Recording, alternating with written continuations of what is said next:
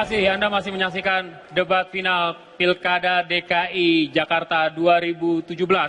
Dan kita masih masuk di sesi interaksi.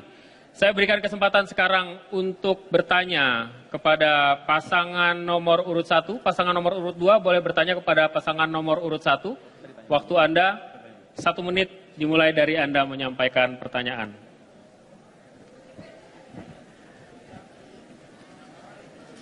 Untuk meningkatkan kualitas hidup warga kita, maka perlu perumahan yang layak huni.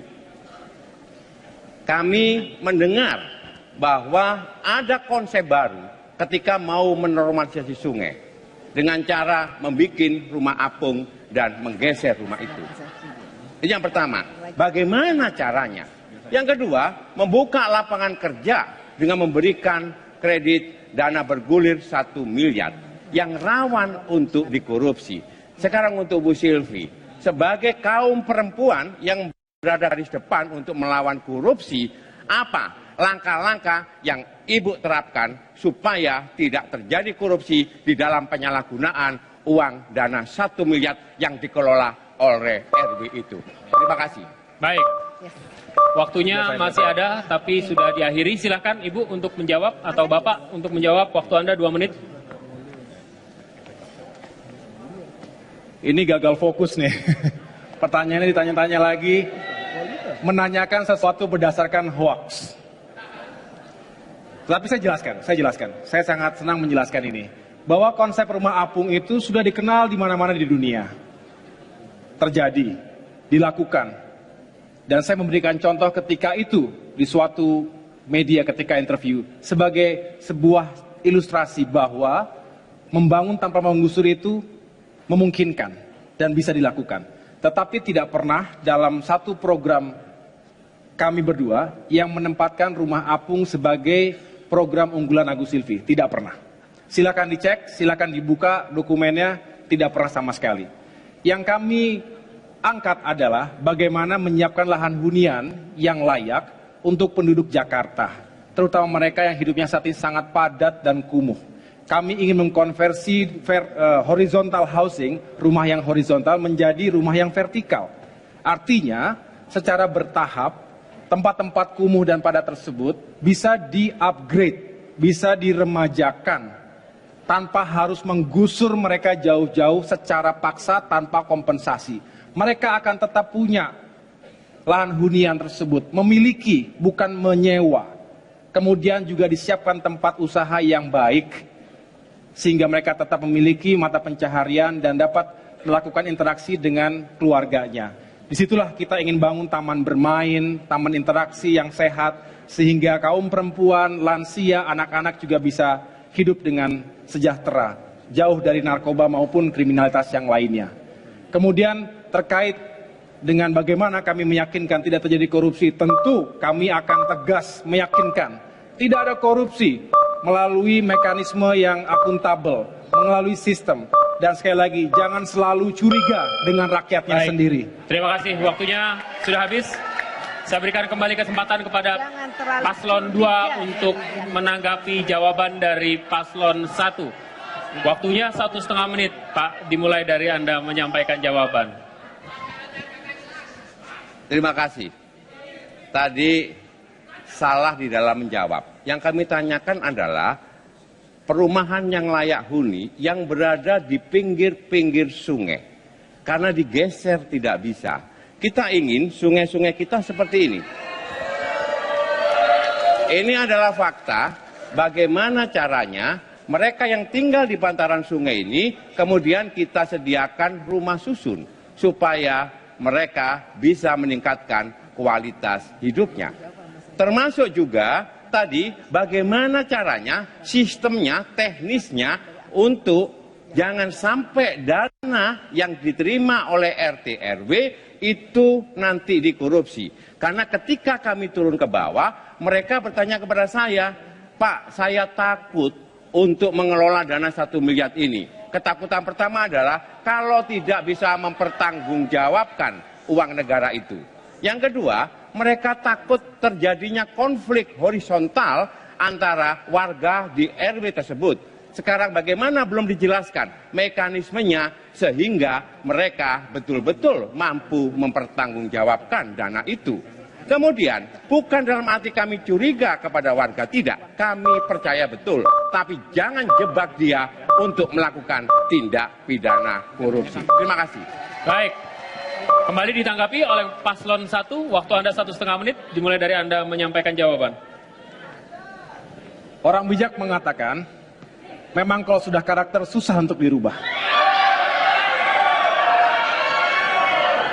Kalau memang karakternya selalu mencurigai rakyatnya, sampai kapanpun akan begitu. Rakyat, dimanapun Anda berada, Anda melihat, bisa membandingkan. Bagaimana Anda yang punya inisiatif keinginan membangun lingkungan Anda sendiri, dengan jerih payah sendiri, kemudian dicurigai pasti akan melakukan korupsi. Saya tidak mendengar sama sekali. Saya bertemu dengan puluhan ribu RT RW di Jakarta. Dan semua mengatakan kami sangat mengapresiasi program yang diusung oleh paslon 1 untuk pemberdayaan komunitas 1 RW 1 miliar rupiah per tahun. Mereka mendamba-dambakan itu, mereka merindukan itu karena selama ini tidak pernah didengar, tidak pernah diperhatikan oleh pemerintahnya sendiri. Bahkan mereka dicurigai, mereka ketakutan, betul takut, tetapi takut dimaki-maki oleh pemimpinnya, bukan takut tidak bisa merealisasikan program tersebut. Sehingga tentu tidak beralasan, dan sekali lagi kami bertemu dengan puluhan ribu RT RW setiap saat, dimanapun berada, mereka mendambakan, dan untuk itu pula kami memahami, karena program kami itu sangat dinanti, tentunya akan banyak diserang, terutama oleh paslon nomor 2. Saya paham, karena ini adalah kebutuhan rakyat, dan kami akan tetap firm untuk meyakinkan itu terjadi. Terima kasih. Baik, terima kasih Anda masih bersama kami, para hadirin dan para pemirsa. Sesi ini adalah sesi interaksi antar pasangan calon. Sebelum kita mulai sesi ini, saya mau mengingatkan kembali kepada para hadirin yang budiman untuk menjaga tata tertib. Jika Anda berdiri dan mengangkat tangan, ada hal-hal teknis yang mengganggu jalannya debat ini. Seperti angka countdown yang tidak bisa terlihat oleh pasangan calon. Jadi sekali lagi saya himbau kerjasamanya. Siap untuk bekerjasama Bapak dan Ibu sekalian? Mudah-mudahan jangan janji palsu ya. Oke? Kita jaga komitmen bersama-sama. Suasananya sudah hangat, jadi kita cooling down lah sedikit dari para pendukung. Bapak dan Ibu pasangan calon sekalian, ini adalah sesi interaksi, di mana pasangan calon bisa bertanya kepada pasangan calon lain dan kemudian saling menanggapi. Rule of the game-nya seperti ini. Pasangan A bertanya kepada pasangan B dalam kurun waktu 1 menit. Kemudian pasangan B memberikan jawaban dalam kurun waktu 2 menit. Kemudian pasangan A bisa kembali menanggapi pasangan B dalam kurun waktu 1,5 menit dan kembali lagi ke pasangan B 1,5 menit. Kurang lebih seperti itu rule of the game-nya.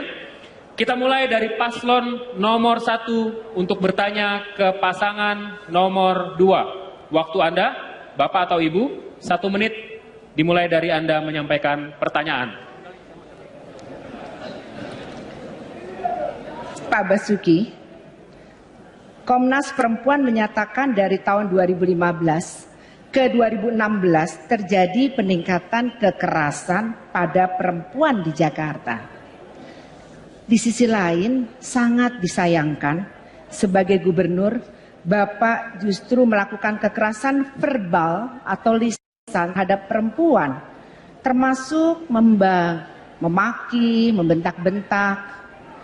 Masyarakat luas ikut loh menyaksikan karena ini sudah menjadi video viral di masyarakat. Pertanyaannya, bagaimana bisa seorang gubernur menurunkan tingkat kekerasan perempuan, padahal gubernur itu sendiri adalah pelaku kekerasan verbal? Terima kasih. Baik, bisa ditanggapi paslon 2. Waktu Anda untuk menanggapi Pak 2 menit dari mulai Anda memberikan jawaban. Makanya saya katakan ini terus memfitnah kalau nggak ada program, yang baik, ya lebih elegan sedikit. Saya menyadari tadi pasangan 3 juga katakan LSM di Jakarta begitu banyak. Kenapa? Karena itulah orang Jakarta lebih terdidik. Makanya tingkat kekerasan pada perempuan di Jakarta, terutama terjadi dalam KDRT rumah tangga, itu begitu tinggi karena mereka berani melapor. Makanya kami, dulu saya dikritik, kenapa mau membangun apartemen di tanah-tanah polisi dan TNI. Sebetulnya kami mau numpang, itu adalah rumah-rumah aman untuk perempuan yang mengalami kekerasan dalam rumah tangga. Jadi dititipkan di dalam mesnya polisi sebetulnya. Itu idenya seperti itu. Lalu katanya saya ada kekerasan pada verbal. Itu satu kasus terus dibesar-besarkan. Itu adalah orang yang jelas mengambil KJP kontan. Tapi coba lihat, buktinya ibu-ibu demen tuh foto sama Ahok sampai ngantri, sampai bayar. Jadi bagaimana bisa orang yang melakukan kekerasan kepada perempuan didatangin? Istri saya udah kabur duluan kali kalau saya keras kepada istri saya.